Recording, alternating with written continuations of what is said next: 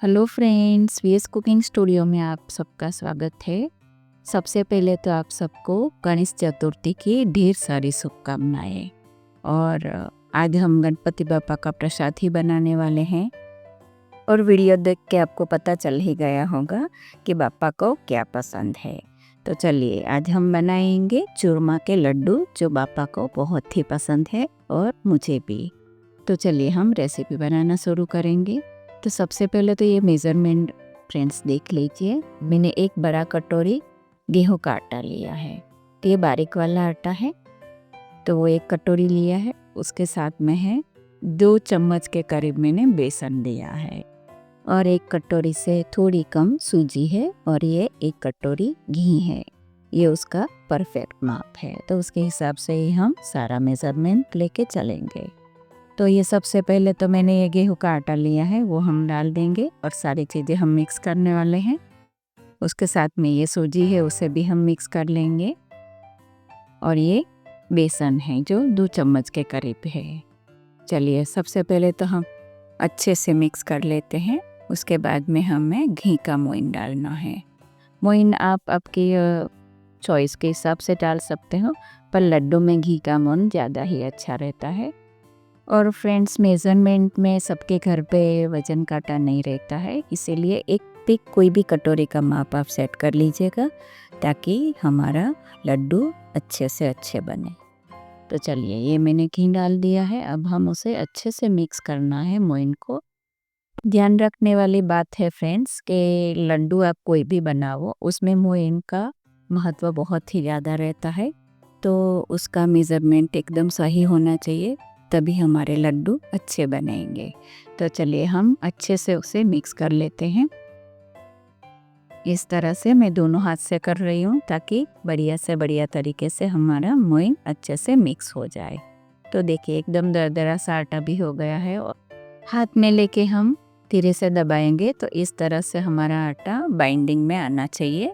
तो चलिए, और अभी आटा गूंदने के लिए मैंने हल्का सा गुनगुना पानी लिया है, और मैंने ये कांच का ग्लास इसीलिए रखा है कि आपको कितना पानी गया वो मालूम पड़े। तो ये 200 ग्राम के करीब का मग है, उसमें मैंने पानी लिया है हल्का सा गुनगुना। तो एक साथ में हमें पानी नहीं डालना है, थोड़ा थोड़ा पानी लेके हमें अच्छे से आटा लगाना है। और आटा हमारा एकदम सख्त होना चाहिए, ताकि हमारा मुठिया अच्छे से अच्छे बने। तो आटा गूंदने में थोड़ी मेहनत पड़ेगी फ्रेंड्स, पर उसकी वजह से मुखिया अच्छे बनेंगे तो हमारे लड्डू भी बहुत अच्छे बनेंगे। लड्डू भी कई प्रकार के बनाए जाते हैं फ्रेंड्स, पर ये चूरमा लड्डू घर की सामग्री से ही बन जाएगा। सिर्फ आपके पास घी या ऑयल कुछ भी होना चाहिए, और बहुत ही बढ़िया तरीके से हमारे लड्डू तैयार हो जाते हैं, और एकदम आसान विधि से बनता है। और बापा के लिए हम प्रेम भाव से बनाएंगे, तो टेस्ट तो आना ही है। और आज ये लड्डू हम शक्कर से नहीं बनाएंगे, गुड़ से बनाएंगे, तो खाने में भी वो बहुत ही ज़्यादा हेल्दी हो जाएगा फ्रेंड्स। और घी गुड़ का जो संयोग है वो तो हेल्दी ही है। आप चाहो तो फ्रेंड्स गेहूं की भाकरी जो बनती है वो थोड़ा सा दरदरा आटा रहता है, उससे भी आप बना सकते हो। तो वो दरदरा आटा आप लोगे तो सूजी डालने की कोई भी ज़रूरत नहीं है, वो वैसे ही बहुत ही बढ़िया तरीके से बनता है। तो मेरे पास मोटा वाला आटा नहीं था, तो मैंने इसीलिए सूजी डाली है। तो चलिए अब हम मुठिया बनाते हैं। तो देखिए आटा हमारा इतना बढ़िया तरीके से बना है। अब देखिए मुठिया भी कितने अच्छी तरह से बाइंड हो रहे हैं। तो इसी तरह का आटा हमें लगाना है। चलिए फ्रेंड्स, इस तरह से हम सारे मुठिया बना लेंगे। मुठिया की साइज़ भी हमें मीडियम ही रखनी है, ताकि वो अच्छे से फ्राई हो जाए। बड़ा मुठिया हम बनाएंगे तो जल्दी से वो फ्राई भी नहीं होगा, और अंदर से कच्चा रह जाएगा। तो हमें मीडियम साइज़ के ही मुठिया बनाने हैं। तो चलिए इस तरह से हम सारे मुठिया बना लेंगे। लेके हमारे मुठिए बनके तैयार हो गए हैं। अब हम उसे फ्राई करने की तैयारी करेंगे। तो फ्राई करने में भी हमें बहुत ही ज़्यादा ध्यान रखना है। मीडियम स्लो आंच पे हमें उसे फ्राई करना है धीरे धीरे, और मुठिया फ्राई होने में हमें 8 से 10 मिनट लग जाएगी फ्रेंड्स। तो हमें स्लो मीडियम गैस पे ही हमें उसे फ्राई करना है। तो इस तरह से हमें रख के थोड़ी देर पलटाएंगे नहीं, इस तरह ही रहने देंगे। उसके बाद में 2 मिनट के बाद हम उसे टर्न करेंगे और इस तरह से हम अच्छे से उसे फ्राई कर लेंगे। तो देखिए अब बुलबुले आने लगे हैं, अब धीरे धीरे हम उसे चलाएंगे। तो हल्की हल्की फ्रेंड्स क्रैक दिख रही है, तो उसकी वजह से हमारे मुठिए में अंदर तक गर्मी भी जाएगी, घी भी जाएगा, तो अंदर से भी अच्छी तरह से पक जाएगी हमारा मुठिए।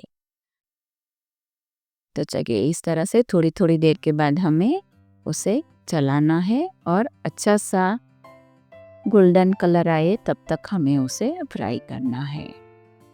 तो फ्राई करते टाइम हमें थोड़ी धीरज की ज़रूरत होगी, क्योंकि वो जल्दी जल्दी से फ्राई नहीं होते हैं।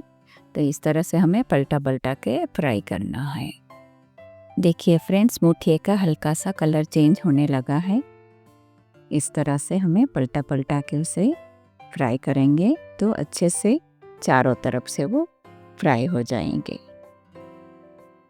देखिए कितना बढ़िया कलर भी आया है फ्रेंड्स।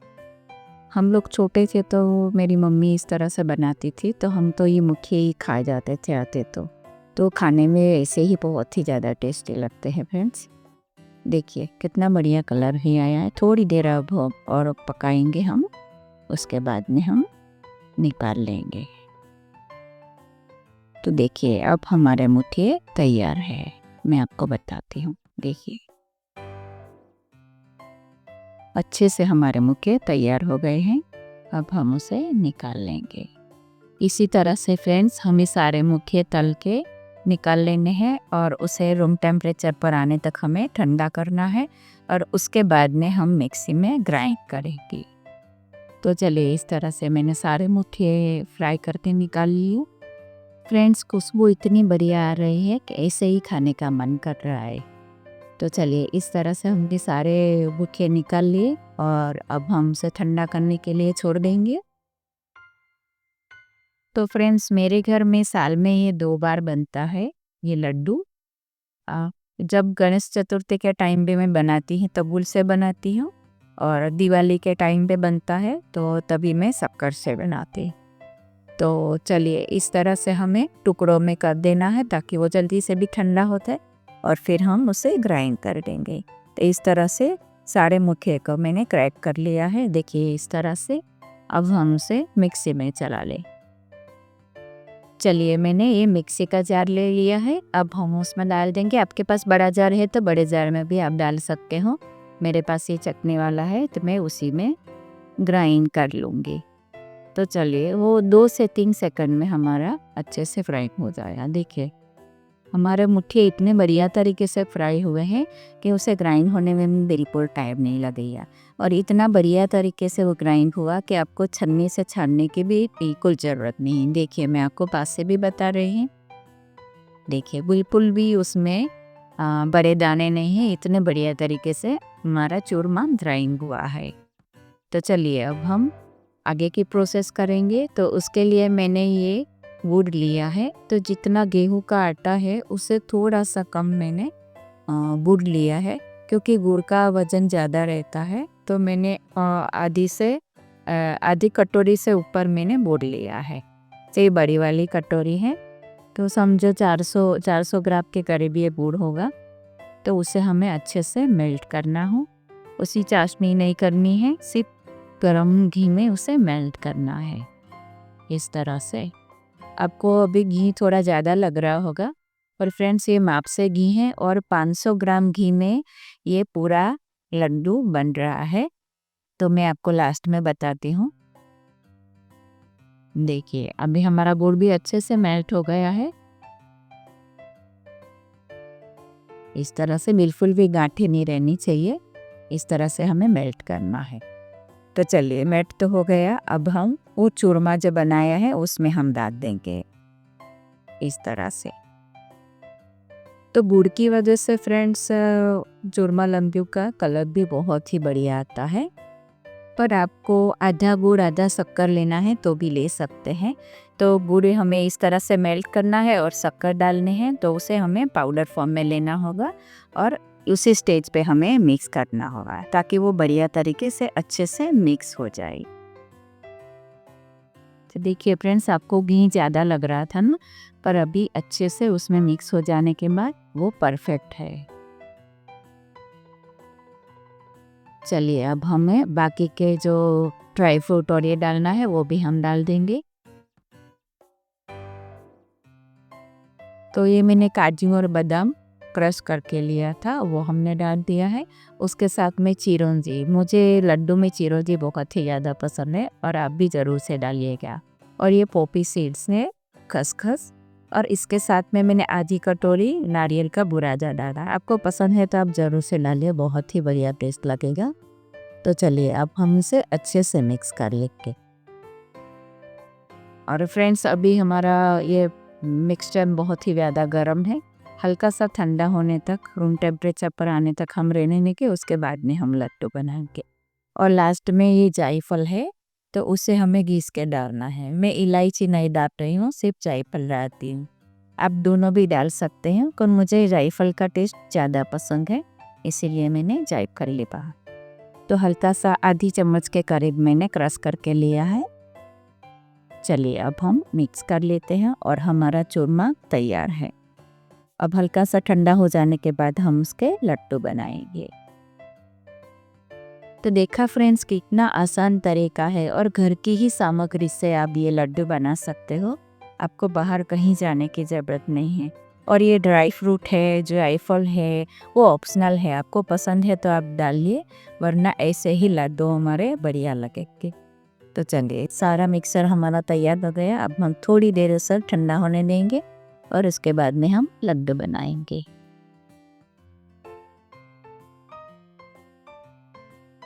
तो चलिए, रूम टेम्परेचर पर आ गया है, अब हम उसे लड्डू भी, तो देखिए कितनी आसानी से हमारे लड्डू भी बन रहे हैं।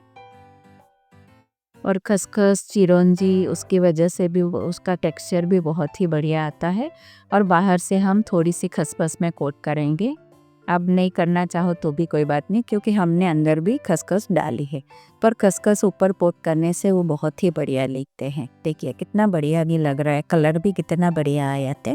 तो चलिए, इस तरह से हम सारे लड्डू बना के रख देते हैं।